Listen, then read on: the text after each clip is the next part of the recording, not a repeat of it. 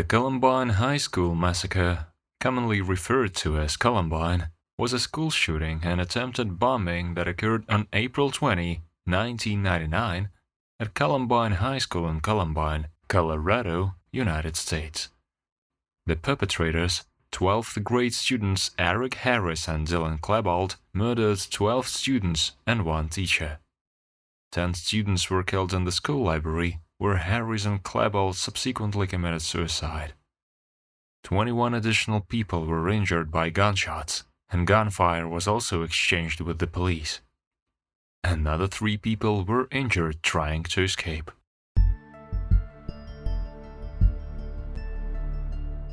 Eric Harris and Dylan Klebold were involved in level design, independently creating levels for the computer game Doom. In 1996, Eric Harris registered a personal website on the server of the company America Online to showcase his creations and allow acquaintances to access them. Eric Harris also started an internet blog where he shared jokes and small notes about his parents, school, and friends. By the end of the year, the content of the website changed, as it now included instructions on causing harm to others and manufacturing explosive substances, as well as stories about all the troubles caused by Harris and Klebold. In early 1997, signs of growing anger from Harris towards society began to appear in the blog.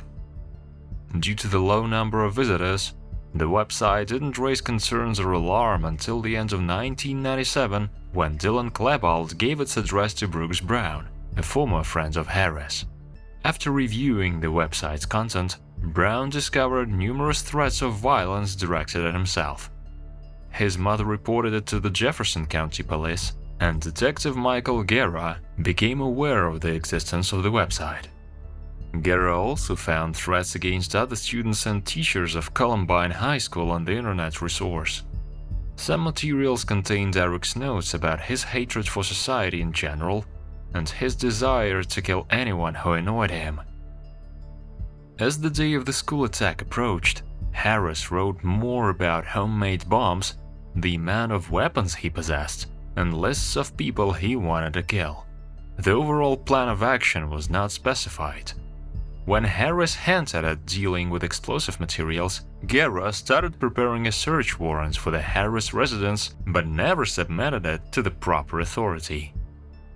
On January 30, 1998, Eric Harris and Dylan Klebold were arrested for stealing tools and equipment from a truck parked on the outskirts of Littleton, Colorado.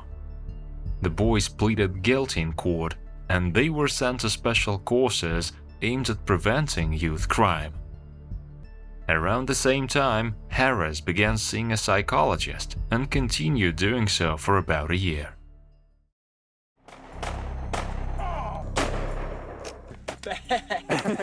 No.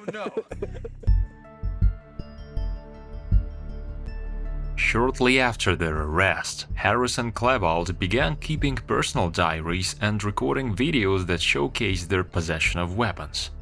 The recordings revealed that they were preparing a plan to bomb the school, intending for it to rival the Oklahoma City bombing in terms of its magnitude.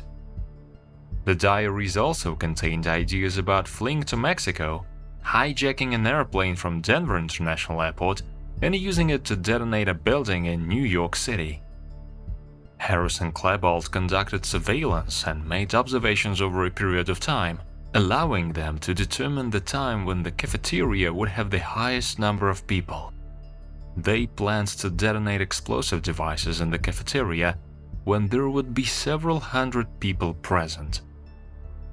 After the bomb detonations in the cafeteria, Harris and Klebold planned to shoot any surviving students and teachers who were panicking and attempting to escape.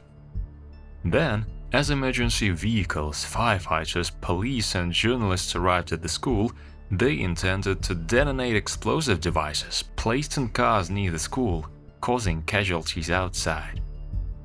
However, the explosive devices in both the school cafeteria and the cars failed to detonate. No, you goddamn piece of punk-ass shit! Do not mess with that friggin' kid! If you do, I'll rip off your goddamn head and shove it so far up your friggin' ass, you'll be coughing up dandruff for 4 frickin' months! Look, I don't care what you say. If you ever touch him again, I will frickin' kill you. I'm gonna pull out a goddamn shotgun and blow your damn head off. Do you understand, you little worthless piece of crap? Harris and Klebold possessed amateur videos that primarily showcased the illegally acquired explosive substances, ammunition, and weapons. In these videos, the boys also discussed how they managed to hide their arsenal in their homes and conceal their activities from their parents. Some materials contained recordings of Harris and Klebold practicing shooting in nearby foothills, as well as footage of certain areas of the school filmed during the attack preparations. Approximately half an hour before the attack, the teenagers recorded a farewell video, apologizing to their families and friends. Jefferson County 911. Yes, I am a teacher at Columbine High School. There is a student here with a gun. The school is in a panic, and I am in the library. You better stay on the floor! We have paramedics, we have fire, and we have police en route. On Tuesday, April 20, 1999, at 11:10 a.m., Eric Harris and Dylan Klebold arrived at Columbine High School in separate cars. Harris parked in the student parking lot designated for lower-classmen, while Klebold parked in the lot for upperclassmen, both occupying someone else's parking spots. Both of them positioned themselves near one of the 2 main entrances to the school, and the side entrances to the school cafeteria were clearly visible from the parking lots. The 2 teenagers met at Harris's car near the school and retrieved 2 9-kilogram pipe bombs. Then they entered the school cafeteria a few minutes before the start of the first lunch break and placed several bags containing time-triggered bombs there. The timers were set for 11:17 a.m. According to the perpetrators' calculations, this was the time when the cafeteria would have the highest number of people. Afterward, each attacker returned to his respective car. The terrorists planned to open fire on people running out of the building through the main entrances after the bombs exploded. As Harris was returning to his car, he encountered Brooks Brown, with whom he had recently resolved a series of ongoing conflicts. Brown was surprised to see Harris getting out of the car with a sports bag, considering that he had missed a morning test. Brown reproached Harris for missing an important test, to which Eric calmly replied, "It doesn't matter anymore." Then Harris warned him, saying, "Brooks, I like you now. Get out of here. Go home." Within a few minutes, students leaving the school for lunch observed Brooks walking away from the school building down South Pierce Street. During this time, Harris and Klebold had already prepared their weapons and were awaiting the explosions. When the bombs in the cafeteria failed to detonate as planned, armed Harris and Klebold regrouped and headed back towards the building, making their way up the stairs to the west entrance of the school. Between 11:18 and 11:19 a.m., an eyewitness heard Eric Harris shout, "Go, start." The attackers drew their weapons, and Harris began shooting from his carbine at Rachel Scott and Richard Castaldo, who were sitting on the grass to the left of the west entrance. Scott was instantly killed by 4 shots, while Castaldo sustained 8 serious injuries. Harris took off his trench coat and prepared to open fire again from his carbine towards the stairs to the west. At that moment, Daniel Rorbo, along with his friends Lance Kirkle and Sean Graves, were ascending the stairs. Upon seeing Eric and Dylan armed, all 3 of them assumed it was some kind of a prank that high school seniors typically pulled, so they approached them. Harris and Klebold opened fire, injuring all 3 of them. Afterward, the attackers turned south of the school and began shooting at students sitting on the grass near the stairs across from the west entrance. Michael Johnson started running, sustaining a wound but managed to continue running and escape. Mark Taylor, immobilized, fell to the ground and played dead. The other 3 students managed to flee without any injuries. As the shooting continued, Wounded Sean Graves struggled to stand and made his way down the stairs before collapsing near the side entrance of the cafeteria. Klebold moved in the same direction. Passing Lance Kirkland, Dylan heard him groan, "Help me," and replied, "Sure, I'll help you now," before shooting Kirkland in the face, inflicting a severe injury. While wounded Daniel Rorbo attempted to rise from the lower stairs of the staircase, Dylan Klebold approached him and delivered a close-range shot at his back, ensuring his demise. The shooter then stepped over Sean Graves and entered the cafeteria. Meanwhile, Harris began shooting at students near the entrance to the cafeteria, injuring Anna Marie Hochhalter, who was trying to escape. Within a few seconds, Klebold returned to the staircase to meet up with Harris upstairs. Upon hearing strange sounds from outside, teacher Patty Nielsen approached the entrance with student Brian Anderson. Nielsen initially thought that everything happening was a prank or a camera stunt and intended to tell Harris and Klebold to stop. When Anderson opened the first set of entrance doors, the attackers, upon seeing him, fired shots but missed. Anderson and Nielsen were both injured by glass and metal fragments. Startled, Patty quickly got up and ran down the hallway into the library. She alerted the students present there of the danger and instructed them to hide under the tables and maintain silence. She then dialed the emergency service 911 and took cover behind the librarian's desk. Jefferson County 911. Yes, I'm a teacher at Columbine High School. There is a student here with a gun. He has shot out a window, and the school is in a panic.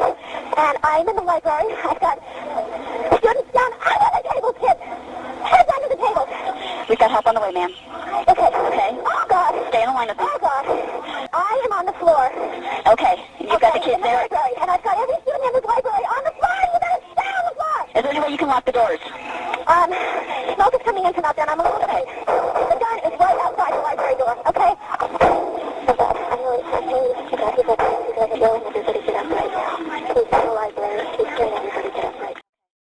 Shortly after, around 11:22 a.m., Jefferson County Sheriff's Deputy Neil Gardner arrived at the scene and fired 4 shots towards Harris and Klebold. In response, Harris fired 10 shots back at the police officer, who soon radioed for emergency backup.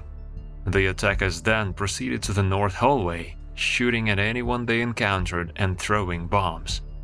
Minutes earlier, 47-year-old physical education teacher Dave Sanders and one of the students managed to evacuate people from the cafeteria, warning them not to exit through the parking lot, and they ran to the second floor.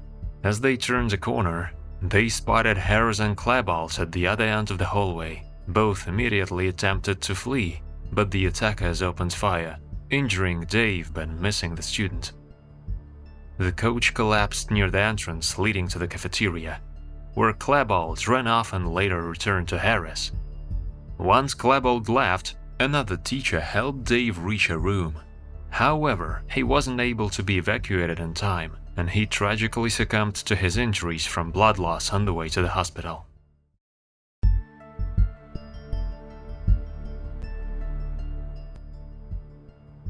While the shooting continued, Patty Nielsen, along with other students, was inside the school library speaking to the 911 dispatcher. 4 minutes and 10 seconds after the call began, at 11:29:25, Harris and Klebold entered the library, throwing a couple of bombs in the hallway and firing shots at the students' lockers. The first person Eric Harris locked eyes with was Evan Todd. He immediately attempted to shoot him but hit the table under which Evan was hiding. Then he shouted across the library, "Everybody get up." Dylan Klebold followed by yelling, "All the jocks with the white baseball caps, stand up. This is for all the shit you've given us for 4 years." When no one stood up, Harris said, "Fine, I'm gonna start shooting anyway." Together with Klebold, they moved towards the computer tables near the windows. 16-year-old Kyle Velasquez was hiding under one of the tables, and upon seeing him, Klebold shot and killed him with a sawed-off shotgun without hesitation. After reloading their weapons, Eric said, "Let's kill some cops." They approached the windows and started shooting at police officers and fleeing students.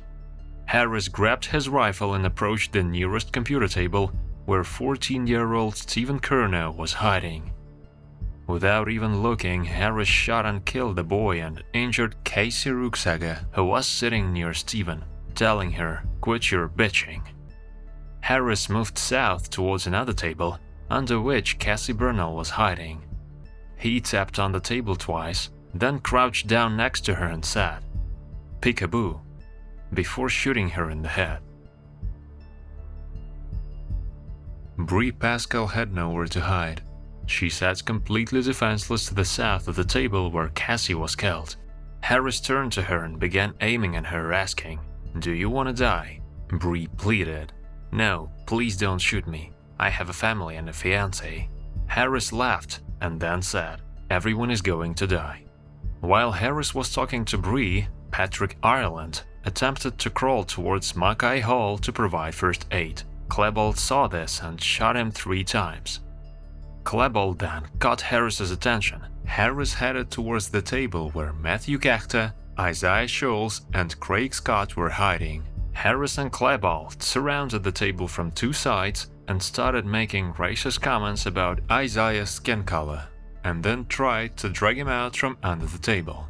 When they failed to do so, Harris shot under the table, killing Isaiah. Klebold followed him and shot onto the table from his side, killing Matt Kachta. Afterward, Harris shouted to the entire library, "Who wants to be next?"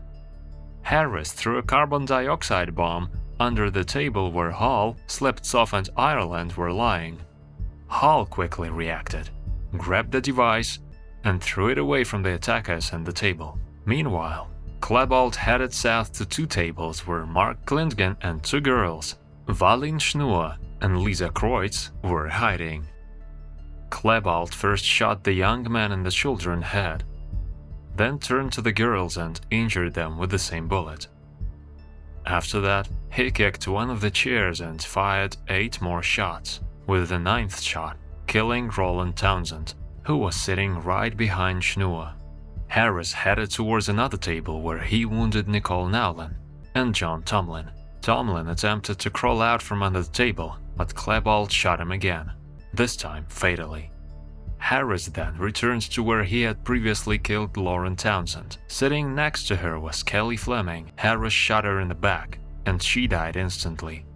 Around 11:34, the attackers moved toward the center of the library. Suddenly, Harris noticed a student hiding under the nearest table. Taking aim, he ordered the student to state his name. It was John Savage. Who knew Klebold? Savage asked Klebold what he was doing, to which he replied, "Just killing people, you know." The young man then asked the attacker if he would kill him. Klebold ordered him to leave the library, and Savage immediately exited the room. After Savage left, Harris aimed at the nearest table and fatally shot Daniel Mauser at close range. Both attackers then moved south towards the table where Jennifer Doyle, Stephen Eubanks, and Corey DePuta were hiding and opened fire on them. DePuta was killed, sustaining 4 gunshot wounds, while Doyle and Eubanks were injured. Harris and Klebold left the library at 11:36. By that time, 12 students were killed. 1 teacher was bleeding to death, later succumbing to his injuries, and 23 people were injured, some in critical condition. After the attackers left the library, most of the survivors and witnesses who remained inside independently exited through the north door. Lisa Kreutz and Patrick Ireland, who were unconscious and in critical condition, remained in the room. Patty Nielsen, Brian Anderson, and 3 others locked themselves in a staff room and did not leave until the evacuation.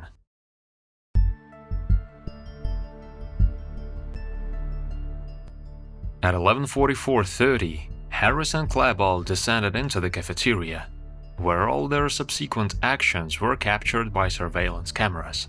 Harris paused on the stairs, knelt down on one knee, and fired 8 shots into a previously placed bag with a bomb. After several unsuccessful attempts, Klebold approached the bomb and tried to activate it manually, but once again, nothing happened. Students hiding in the cafeteria could hear one of the attackers saying, "Today the world will end. Today we will die." 12:02–12:08. Littleton Fire Department paramedics were rescuing students who were lying outside the school near the cafeteria doors. Harris and Klebold began shooting at the paramedics from the library windows located one floor above the cafeteria. While the sheriff's deputies and police officers returned fire to cover the paramedics, the gunfire during the evacuation made it difficult for witnesses to determine exactly when Harris and Klebold committed suicide. However, investigators believe it happened shortly after they fired at the paramedics from the windows. Autopsies revealed that they shot themselves. Each shooter died from a gunshot wound to the head.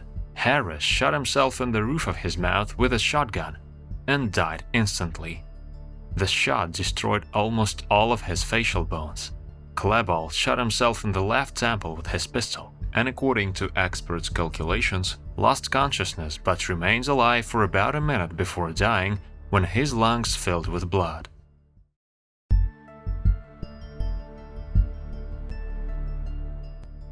The events at the school were still unfolding when investigators began their work. By noon, the majority of Jefferson County investigators had arrived at the scene.